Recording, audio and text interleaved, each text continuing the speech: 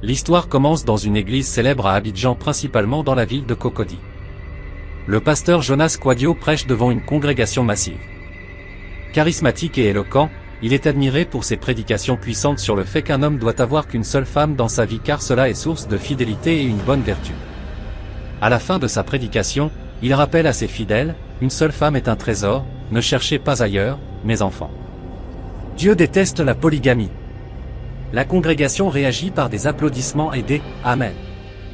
Jonas rentre chez lui, il a une maison splendide située aux 2 plateaux où sa femme, Adèle, une femme douce et dévouée qu'il a connue avant de commencer son ministère, l'attend avec un repas chaud. Elle l'adore et admire son travail de pasteur. Jonas joue le rôle du mari aimant, parfait, mais on perçoit une ombre dans ses yeux lorsqu'il reçoit un message sur son téléphone. Il prétend que c'est un rendez-vous spirituel imprévu et quitte la maison. Jonas retrouve une jeune femme, Solange, dans un hôtel discret. Solange est une femme ambitieuse et manipulatrice qui est fascinée par le statut de Jonas. Ils discutent de leur plan pour se revoir. Solange l'encourage à continuer à cacher leur relation, promettant de rester discrète. Elle a l'ambition de lui faire des enfants mais de rester toujours discrète afin que Jonas paraisse toujours comme un pasteur parfait qui reste fidèle à sa seule femme. De retour à la maison, Adèle remarque que Jonas est distrait et pensif. Elle commence à se demander si tout va bien et pourquoi Jonas a toujours des sorties imprévues. Son intuition lui murmure que Jonas ne lui dit pas tout, mais elle choisit de ne pas l'affronter directement car elle a peur de son mari et ne veut pas créer des disputes entre eux car jusque-là tout allait bien entre eux, il la comblait de cadeaux et lui donnait tout ce qu'elle voulait, il avait même pris sa famille en charge et la faisait voyager à chaque fois, il était le mari parfait et elle ne voulait créer des problèmes dans son foyer. Jonas se confie à son meilleur ami, Paul, un diacre de l'église.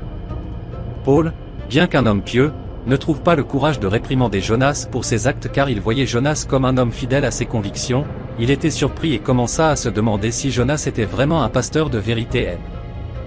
Il reste silencieux, troublé par ce qu'il sait. Car c'est Jonas qui l'avait établi diacre. Un dimanche, Adèle partage un témoignage poignant à l'église, louant son mari pour son dévouement envers Dieu et leur mariage. Elle incitait les femmes de l'assemblée à trouver un mari comme Jonas car c'est un homme qui craint Dieu et marche selon ses commandements de son Dieu. Jonas, assis à ses côtés, ressent un pincement de culpabilité mais le masque avec un sourire, il est applaudi par ses fidèles après le message poignant de sa femme. Jonas prend la parole et incite ses fidèles à faire comme lui et il les menace en disant que si un de ses fidèles hommes prenait une autre femme il sera banni de l'assemblée. Maman Cécile, une vieille dame respectée de l'église, commence à entendre des rumeurs sur Jonas. Elle décide de mener sa propre enquête discrète car elle n'a jamais eu confiance en lui, car pour elle Jonas paraissait trop parfait et elle avait déjà été victime du même coup quand elle était plus jeune. Être sûre que Jonas ne faisait pas la même chose. Paul finit par confronter Jonas un jour par une réunion des membres de l'église. Ils sont que 2 dans une salle et Paul commence à lui parler. Il lui dit, « Frère, tu ne peux pas prêcher la fidélité à une seule femme et vivre dans l'hypocrisie.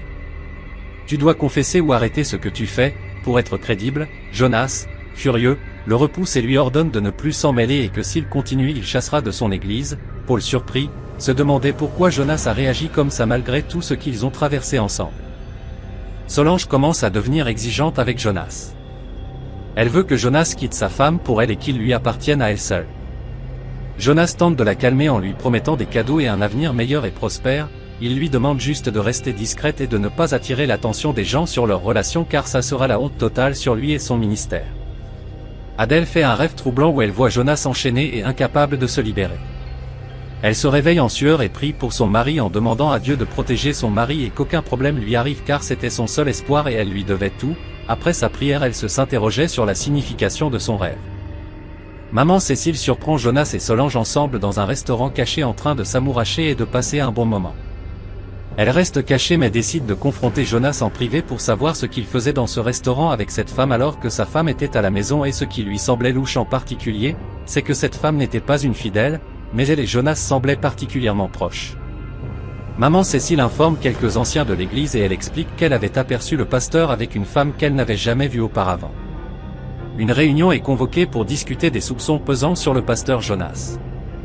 Les anciens sont divisés sur la marche à suivre, d'autres pensent qu'il ne faut pas se mener de la vie rivée de l'homme de Dieu et qu'il ne faut pas le juger. Par contre d'autres pensent qu'il faut mener plus de recherches et si les faits se sont avérés vrais il faut qu'on le dénonce. Ils décidèrent d'un commun accord de convoquer Jonas pour voir ce qu'il avait à dire à ce sujet. Jonas est convoqué mais nie tout et affirme qu'il était en mission pastorale ce jour-là. Il accuse maman Cécile de vouloir ternir sa réputation en le présentant comme un trompeur et coureur de jupons. Les anciens décident de garder l'affaire confidentielle pour l'instant. Solange faisait les 100 pas dans la pièce, ses talons frappant le sol avec une insistance qui traduisait sa colère. Ses mains tremblaient alors qu'elle serrait un foulard, comme pour contenir l'orage qui grondait en elle.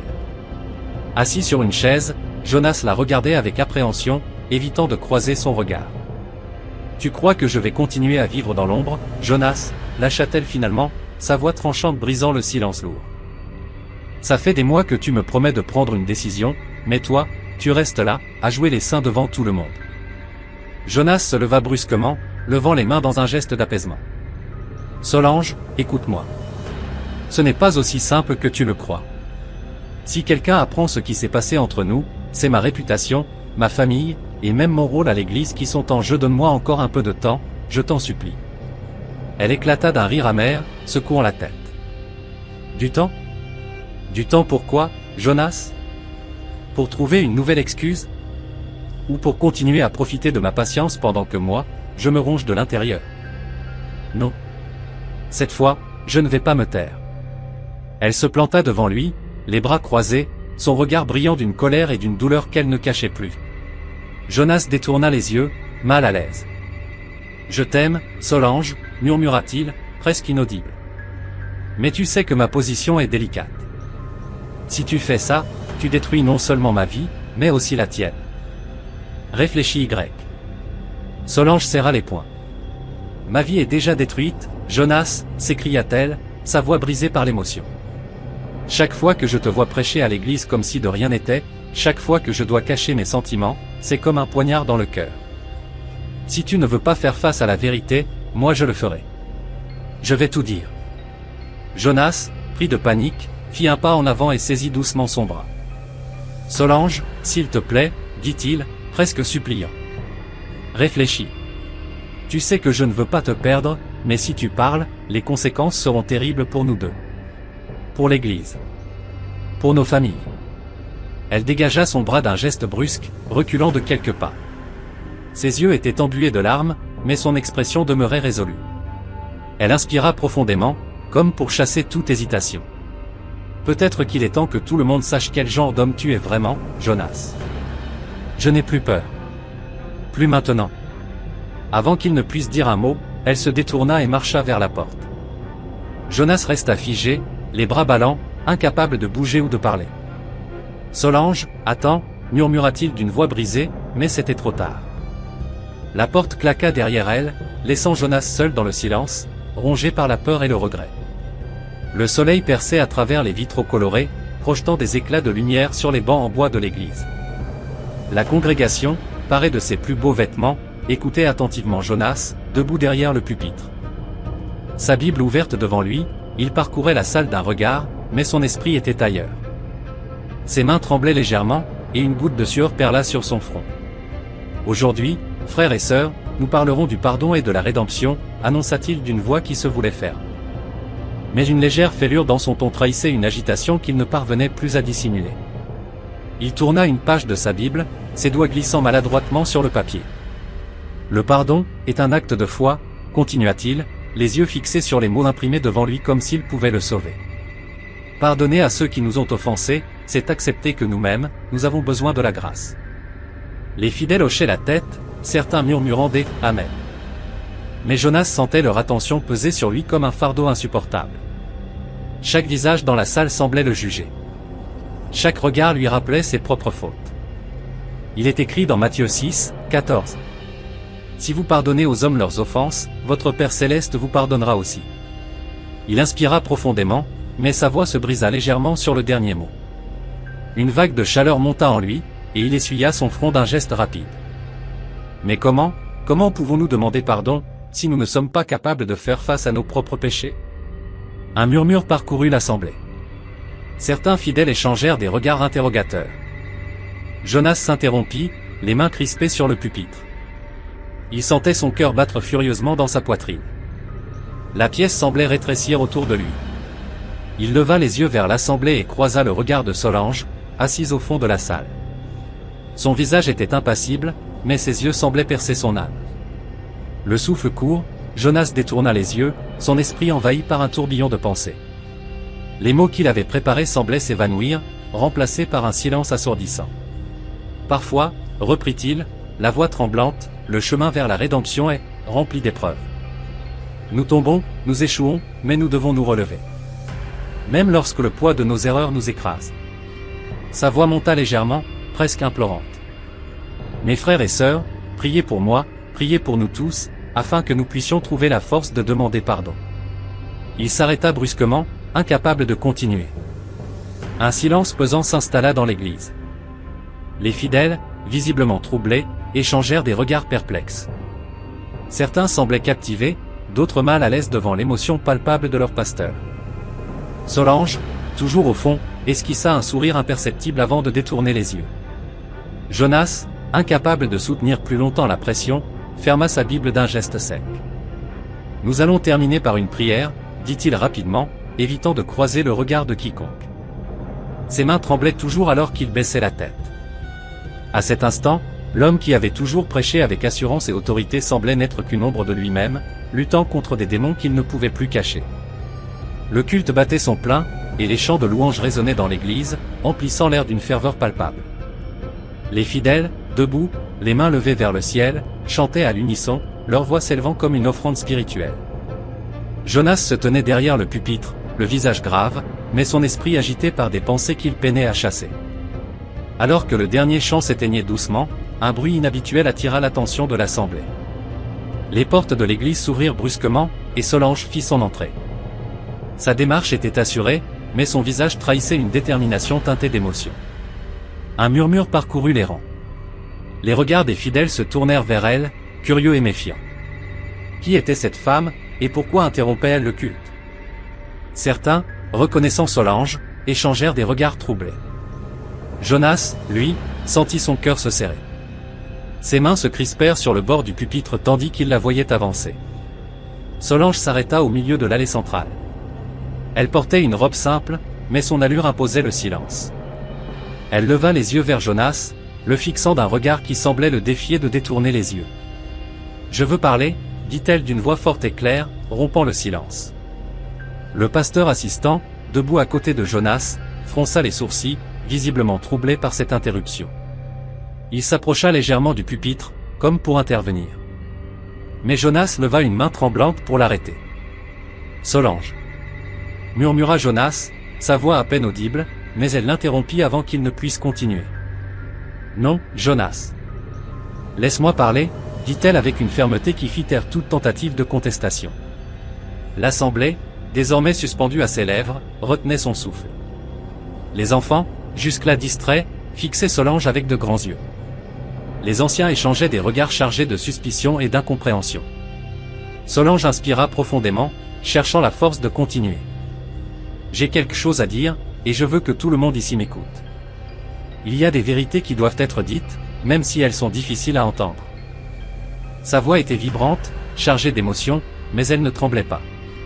Elle semblait avoir attendu ce moment depuis longtemps, et maintenant qu'elle y était, rien ne pouvait l'arrêter. Jonas, figé derrière le pupitre, sentait la sueur perler sur son front. Tout son corps lui criait de réagir, de l'arrêter, mais il en était incapable. Il savait que ce moment était inévitable, et il en redoutait chaque seconde. Solange fit un pas en avant, balayant l'assemblée du regard. « Je me tiens ici aujourd'hui, non pas pour juger, mais pour libérer mon cœur. Parce que garder le silence est devenu un fardeau que je ne peux plus porter. » Les murmures reprirent, plus insistants cette fois. Les fidèles se penchaient les uns vers les autres, murmurant des suppositions et des questions. Qui était-elle pour parler ainsi? Quelle vérité cherchait-elle à révéler? Jonas sentit son souffle se couper. Ses mains, toujours agrippées au pupitre, tremblaient visiblement. Il ne savait pas ce qui allait suivre, mais il pouvait déjà sentir le sol se dérober sous ses pieds. Un silence lourd s'était installé dans l'église. Tous les regards étaient rivés sur Solange, qui se tenait droite au milieu de l'allée centrale. L'air semblait chargé d'une tension électrique, comme si le temps lui-même s'était suspendu, en attente de ses paroles.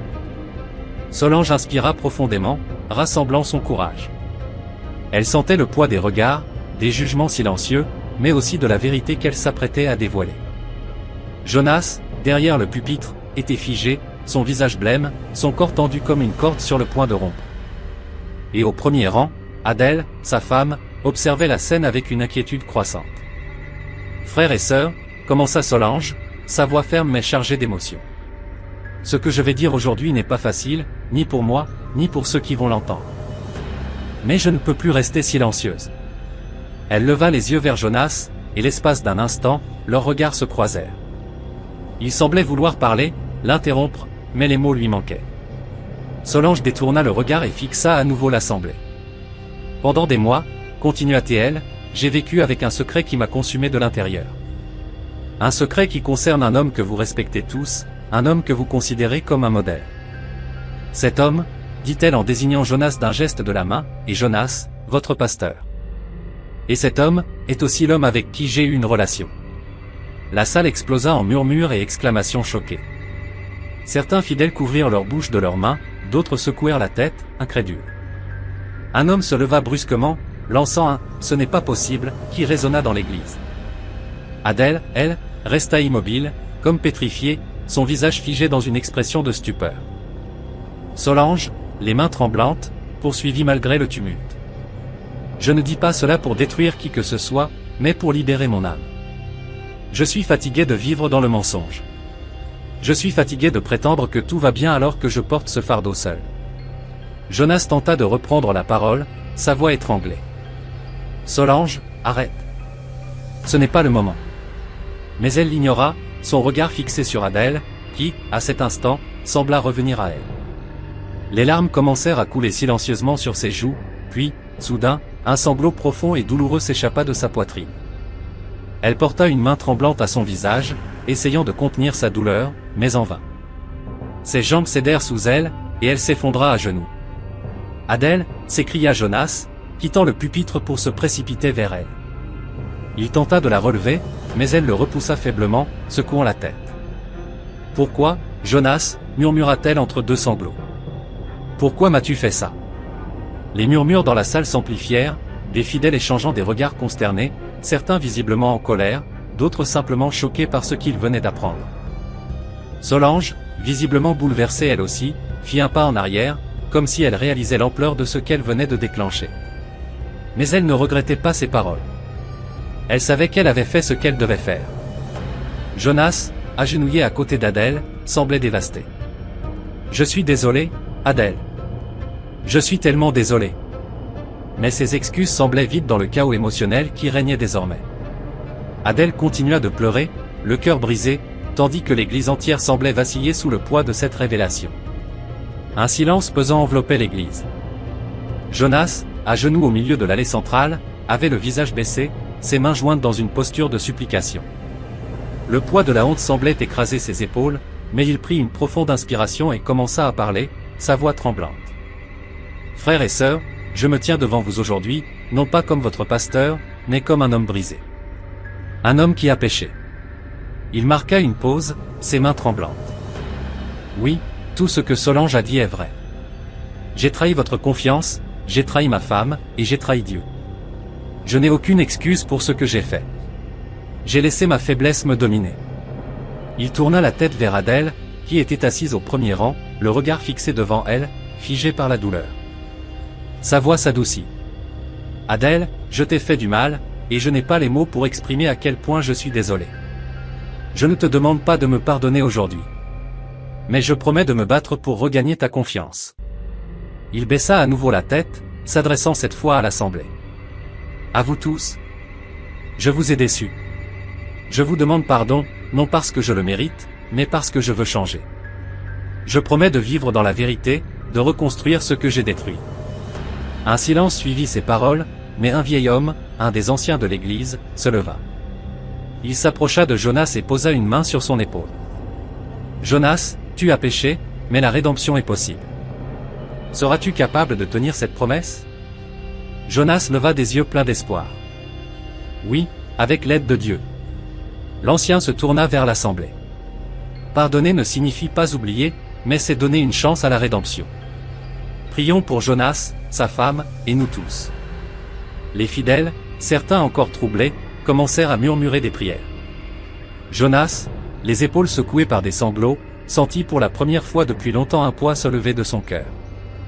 La route serait longue, mais il savait qu'il venait de faire un premier pas. Les anciens décident de suspendre Jonas de ses fonctions de pasteur. Ils l'encouragent à chercher une véritable rédemption. 1 an plus tard, Jonas est devenu un homme humble. Il vit modestement et aide à reconstruire l'église sous une nouvelle direction. Adèle a choisi de lui pardonner mais garde ses distances émotionnelles. La congrégation a appris une leçon cruciale sur l'honnêteté et la foi véritable. L'histoire met en lumière les dangers de l'hypocrisie et l'importance de vivre selon ses propres préceptes. Elle rappelle que la vérité finit toujours par triompher.